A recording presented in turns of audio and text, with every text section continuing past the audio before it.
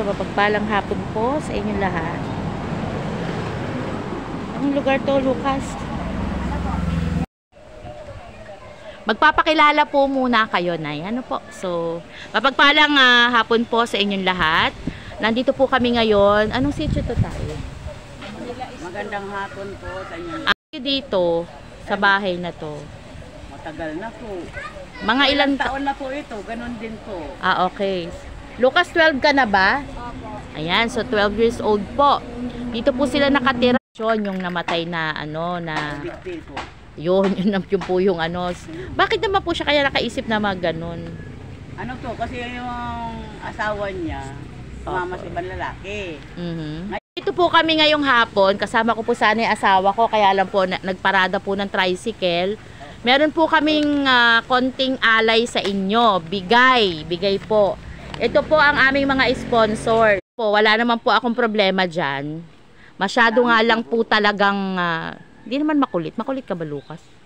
Makulit yung ato ko na. Ano naman po, pero mabait po siya. Hindi po siya yung sabihin yung... Matagal na po kayong bulag. Matagal na po. 2009. Ano po naging dahilan ng pagkabulag nyo? Istorya, ma'am.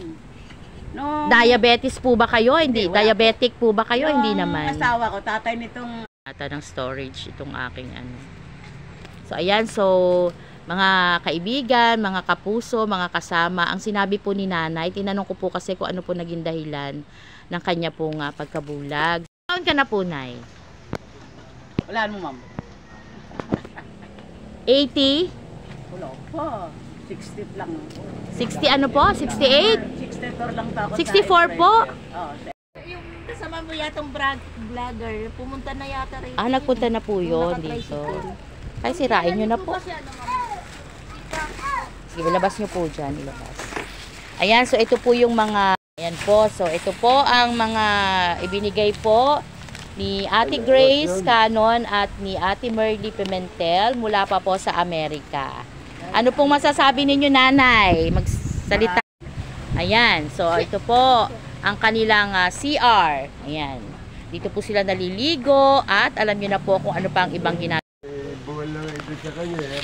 So ayan, ito po yung kabahayan. Ito po, ayan. Ayan po ang kanilang kabahayan. Ito po ang ilalim. May silong po ito, may silong. Ayan, Masbate po. Kababayan po pala sila ng aking biyanan. From Aroroy and Balino. Pero sila po ay taga Placer, Masbate. Ayan.